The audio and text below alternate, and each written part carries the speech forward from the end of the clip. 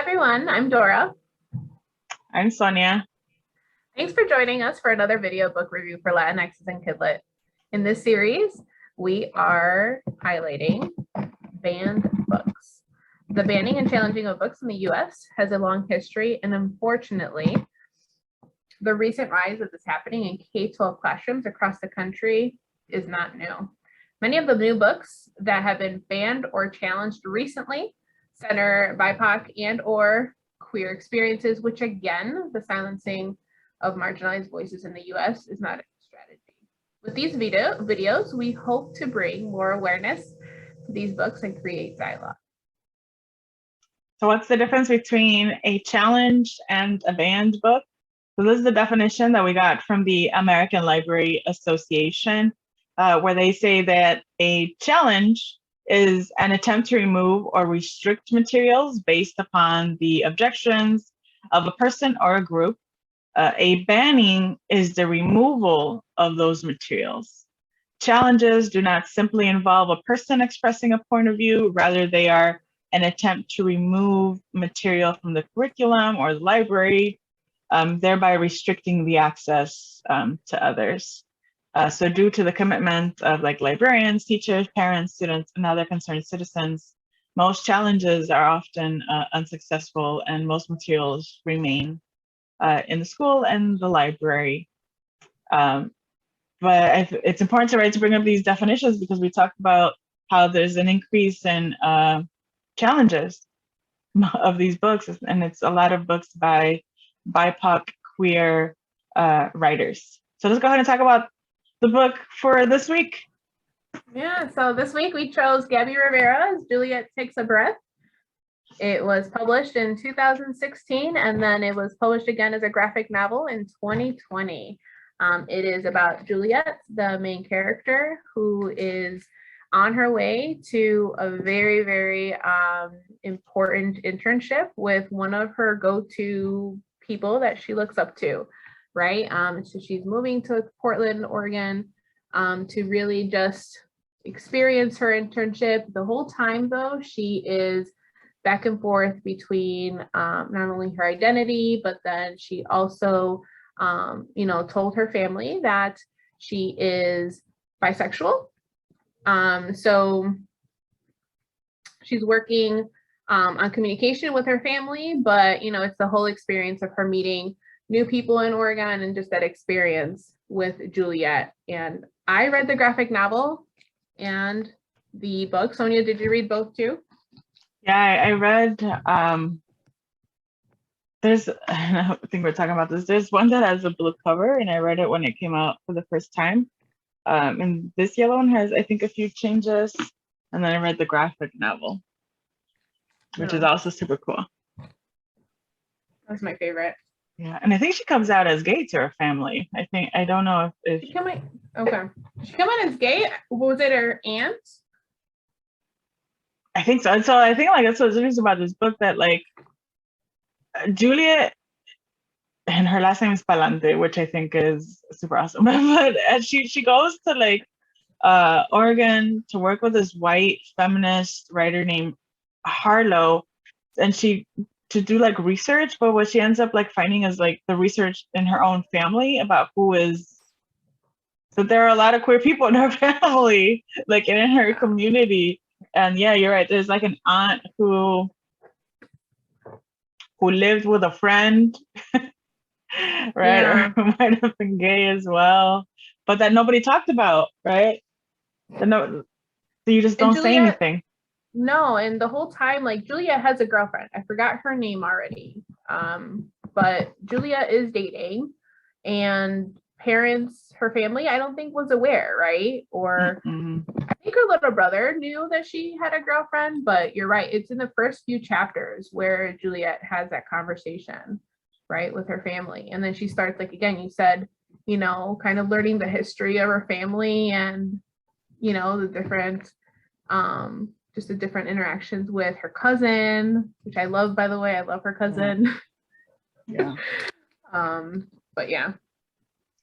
Yeah, so I think, it's definitely this story of a journey, like you said, of self-discovery. I think who might be missing is like the description of like a road trip. It's kind of, there is a trip,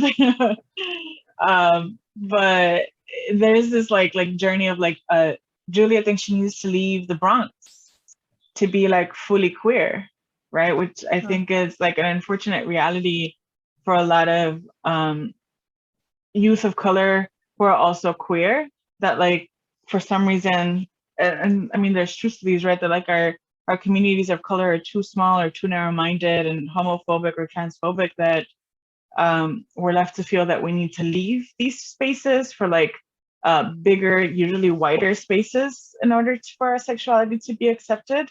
And so, like you mentioned, when Juliet leaves at the beginning of the book, she thinks that her life is going to be magically changed by Harlowe, this like white feminist, like famous writer. Well, spoiler alerts, like in all of our videos, that does not happen for her, and it's awkward. It's very awkward, and I wasn't really impressed with like Harlowe as a person, right? So the whole time, like Juliet's like, I wrote a letter, like I am so excited, like this is her like go-to, right? She's always wanted to meet her, and then when she gets there, I'm like, oh, this is Harlowe. Like this is like I was expecting, like I don't know what I was expecting honestly, but I mean she seemed like Harlowe was like you know, she's very well known, right, in the community, and for Juliet to really aspire to her, to just learn from her, and you know, for her writing, I don't know, I just thought it was interesting. Yeah, I think as like as an adult, as someone who's like had to work in like predominantly white spaces and who has met people like Harlowe, now I know like stay away, right? Or like now I know like red flags, right? And now I understand like what white feminism is. But I think as like a 19-year-old, which is I think how old Juliet is, like a freshman in college, I might have fallen for it too, right? And I probably did when I was reading these books. And if I had seen myself represented by a book that was written by a white woman, I'd been like, oh my God, how do you see me? And like my people don't, right? But I think what and I keep calling her Juliet. I want to keep calling her Julieta, but it's Juliet. And what she ends up finding out like on this internship though is like a lot of history of like Puerto Rico, a lot of history that like inevitably brings her back to the Bronx, which I think is a powerful move on Rivera's part. Yeah. Yeah. I did there are various characters that stood out to me. But I think there was a point in the book where she felt like she needed like somebody to talk to, like, so her cousin, she texts her cousin right away, and I love that relationship where she just texted her cousin automatically already knew like you need to come over, you know, and fly out, and she was really I feel like she was just like listening to her. And it was after, again, spoiler alert, she finds out that Harlowe was essentially just using her. There was like some various tones in her speech where I was shocked how, you know, I wasn't shocked. I mean, nowadays I'm not shocked, but there were just conversations, and for her to like, she made, you know, food, and she like talked, and she introduced her to her friends, like that was a really space that Juliet needed after, you know, finding out that the person that she was interning for wasn't the person that she thought she was. Yeah, and it's this awkward moment, which, I mean, if we wanted to talk about like BIPOC students like in academia, that ends up like happening a lot, like the being tokenized, a lot of like white saviors, and unfortunately that's what Juliet learns from Harlowe, right? Like Harlowe ends up like tokenizing her for like points for, sorry, just to get props for like, look at what I'm doing for this like young queer person of color, right? And I mean, obviously that doesn't land right with Juliet, and she's heartbroken. And I think it's like a culmination of a lot of things, which is like very YA. It's like just this poor youth, like so much has just like accumulated on her, like including like, again, spoiler alert, this book has come out when Juliet come out, but this book came out a minute ago. But like she ends up breaking up with like her first girlfriend, and so she's already like heartbroken. And I mean, even in like the way that that heartbreak is like represented in the graphic novel, Oh, yeah. right? And it's clearly like Juliet is like sad, and it's just like these big emotions. I was like, damn, girl, me too. Right, but it's the breakup. It's like the betrayal. It's feeling lost, feeling homesick, right? Being away from like, and it all becomes a lot. So there's this moment, like you mentioned, that the cousin's like, no, what are you doing? We need to bring you. And is she in Miami? They go to Miami. So from all the way from Portland to Miami. So that was the flight. And it was like right away. And I was like, yes. I was like, absolutely. Like that's I don't know. I just, and the illustrations of the graphic novel, I know we haven't gotten to that yet, but like Celia Moscote, again, I'm using Spanish to decode the names as well. But the illustrations in the graphic novel just really, really blew me away. So like there's a certain color scheme, right? There's like certain tones and certain like repetitive colors throughout all the illustrations, but I just love that just you got that emotion. So you're talking about like the breakup, like, oh, the tones change, like you really felt Juliet's emotions. Really, really felt like just the heartbreak and the disappointment, right? Yeah. And then like with that same like tone in mind, like at the end, right, when Juliet goes with her cousin, and her cousin introduces her to like a queer safe space, right? Like in the graphic novel, right? Like the colors are like happier. Like you can see Juliet. There's like even like a physical transformation for Juliet. And it's just like so wonderful to see. Like and you do get that like image, right? And you still get the heartfelt with the longer novel. But I think it did something different to me, right? To see like a brown queer character, right, going through those big emotions and then definitely finding their space.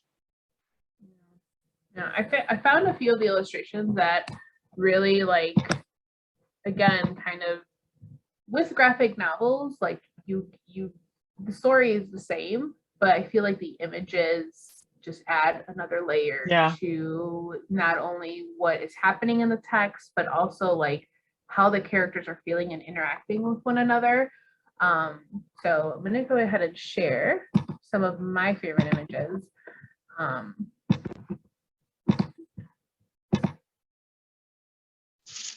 So this is when Juliet is, saying goodbye to her little brother, and again, you can see the tones and the different color schemes that the illustrator chose.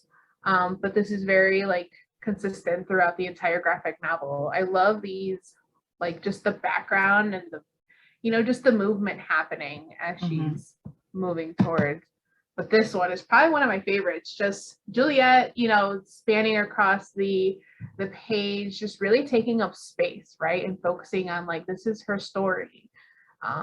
This is who she is.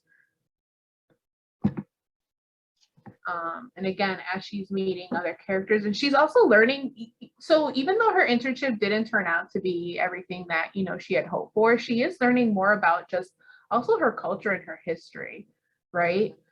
So she's learning about historical figures that are not well represented in our history classes, lessons, and how powerful they are to our American history.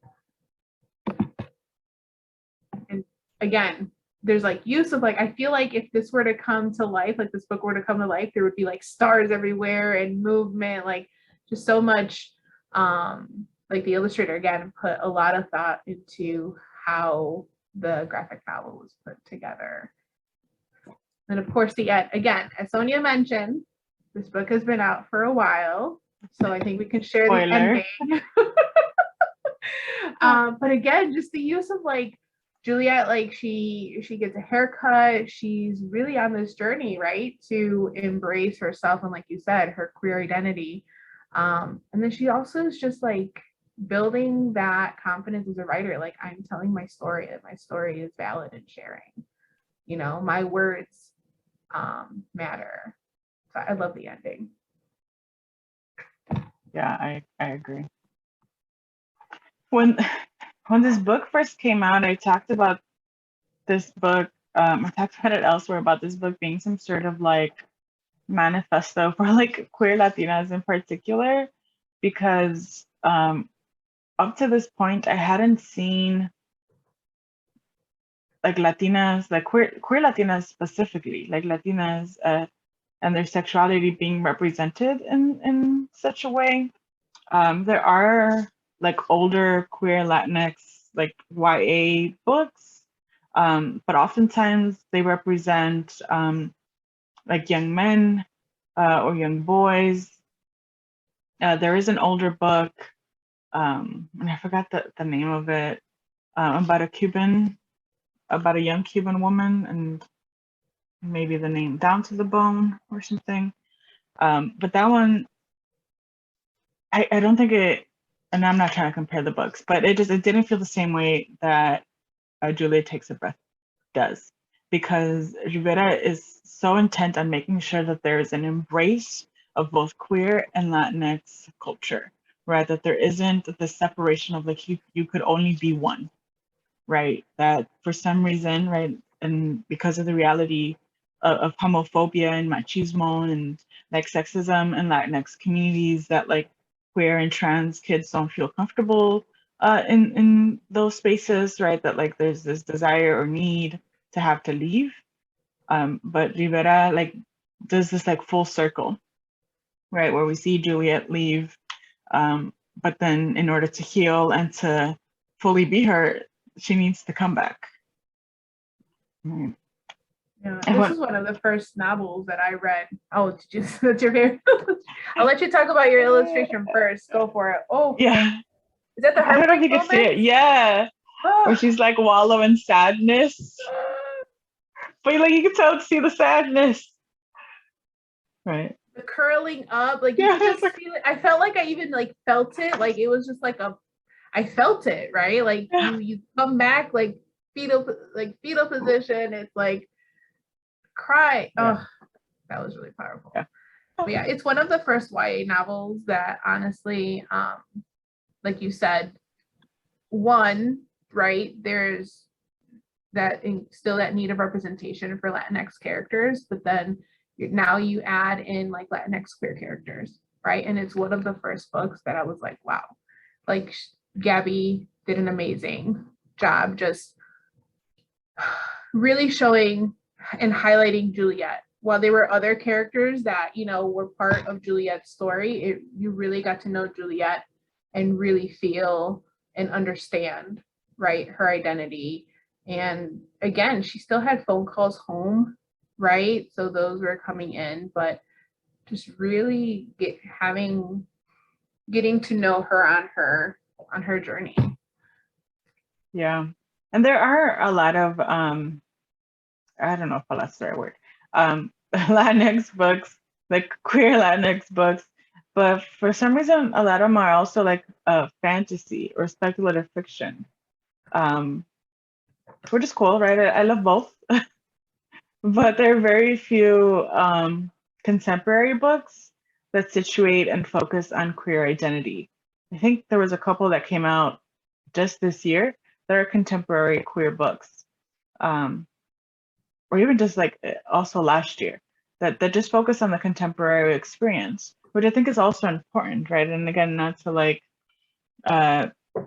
say contemporary versus like speculative fiction, but I think that it's important for youth to see contemporary representations of these experiences that aren't always represented as just like a fantasy or magical. And so I really like this book for that sense. Yeah. Yeah. It's real, right? And it makes all the stories real. Like it's not like you said, a different genre and a different world. It's like no. Yeah, Very yeah, Juliet realistic. feels very real. And because of the graphic novel, like I feel like I say this about every book we talk about, like I would totally see it as a movie or like as a Oh, show, right? As if like that's the culmination of like the success of a book. I don't know if that's true. But I think the graphic novel like really helped me, just the images and right, like Juliet is like unapologetically also like a thicker woman, right? Like she's a big girl, right? And Celia Moscote like represents her in that way, right? And so not only do you have queer representation, but you have like just like a different body represented, right? In all of the pictures, you can see her curves, right? She has thick thighs, right? And there's no like shying away from that. And so, I mean, that for me was also just a bonus to see that body type represented and not marginalized, or even like sexualized in a way, right? Like she's just in her curves, and that's who she is, and that's what she looks like. And again, I could totally, and I definitely want to see that like on the big screen, right? Like I want to. 100%. I think there Yeah, needs to be more, right? And again, just like you said, she's a thicker girl. And I love how again she takes that up image, space yeah, across the pages, right? Like the illustrator did a fantastic job, but yeah, there needs to be more representation. And she also grows to like just love her body. But and just connecting with her body, there was just like a whole combination where I was like, wow, like it definitely needs to be on screen again for just more representation. yeah, definitely. So because we're talking about banned and challenged books, so this book has been challenged. So maybe let's talk a little bit about why, right? What might be some themes or some topics that are in this book that might have led to a challenge for this book. I mean, I think we've had conversations about this before, even with our previous book. I think for the primary reason why this was challenged is because Juliet is a queer Latina. Yeah, it's pretty much Period. The end. That's about thanks, it. thanks for coming. Goodbye. But Right, what but you're might right, be but on that's there? it. But that's it, right? Like it's um this growing fear, and it boggles my mind. I don't know what's happening. This like growing fear, kind of like we're going backwards to thinking, to shaming like queer identity, to shaming LGBTQI kids, to wanting to shame and silence the expression of sexuality, of gender identity in this country, right? And we can't like talk about this without like mentioning the don't say gay thing that's happening in Florida, right? And or what was happening in Texas with like the threat against like trans kids, and other states not trying to do stuff to like not offer like healthcare for trans kids. Like it's a lot, right? And because I'm gonna stay composed, it's a lot. It's not a challenge just on the book, right? But it's a challenge on identity. It's a challenge on expression. It's right, wanting to silence, marginalize, even erase, right, a Yeah. community.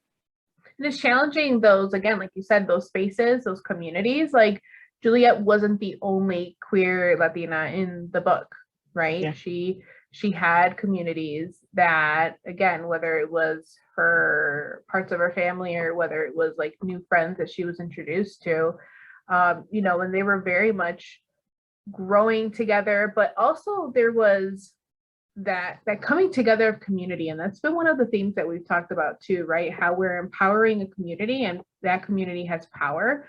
And again, I just feel like I'm going to stay composed, but I wonder too about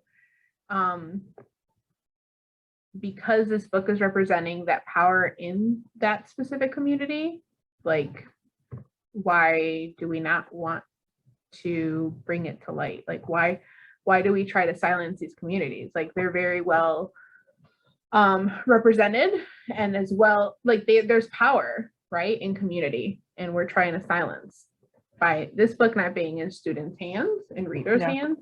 We're saying that they don't exist. Like, oh, Juliet, you're by yourself. No, Juliet is not by yourself. Yeah, which is something also that I really liked about this book.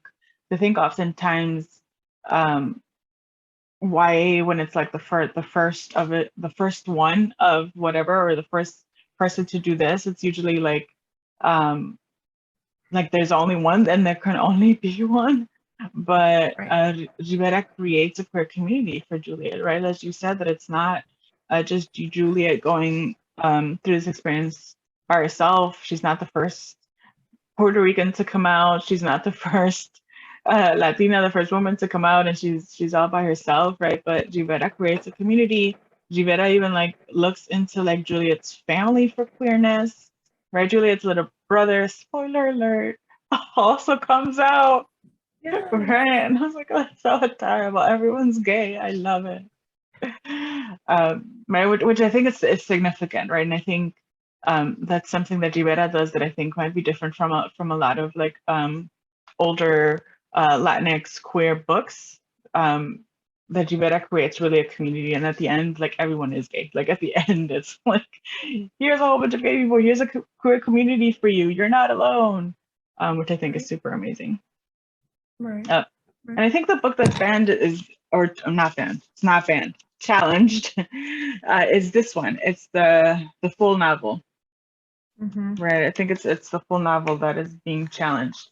And I just can't wait for folks to get the graphic novel so they can start having responses to it, right? Because I mean, there's clear like queer representation, like Juliet is like making out with another woman, Juliet is having crushes.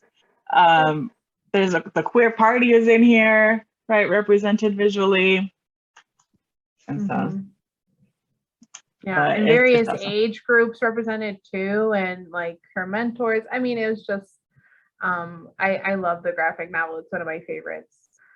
Sometimes the graphic novels, are hit or miss, but this one, I was like, it left something for me to always remember. And I think that's something that our readers, by reading these stories, that's what they gain. They gain stories that they will connect to, but also knowing that Juliet exists, right? Queer Latinas exist, and their communities exist too. I think that's an important, it seems pretty obvious to like, but when we're challenging these books, it's like, wait, what are we truly saying? Yeah, I think like going off of that, something that like readers can gain from this book is very much like allowing yourself to like go on a journey whenever you need to go on a journey of self-discovery, right? And very much like Juliet found a book written by a white woman, right? I forgot the name of the book. I think it's hilarious, like Raging Flowers or something, right? She found a book that she felt spoke to her, right? And she went to go and pursue it, and in that pursuit found herself. And I hope that folks can find like this book, right? And go on their own journey and find themselves, right? And not feel so isolated and not feel like outcasted or marginalized or like there's anything wrong with them, right? But that it's a journey of like self-discovery that could happen immediately, or that could happen in a longer span, and that's okay, right? Right, and at the end to know, right, that you're not alone. Well, Dora, thank you so much for having another conversation with me on banned and challenged books for Latinx and Kid Lit. Make sure everyone get a copy. There's multiples of these books. The graphic novel, the novel, bookstores, libraries. Get copies for everyone in your life. All right. Thank you, everyone. Bye. See you next time.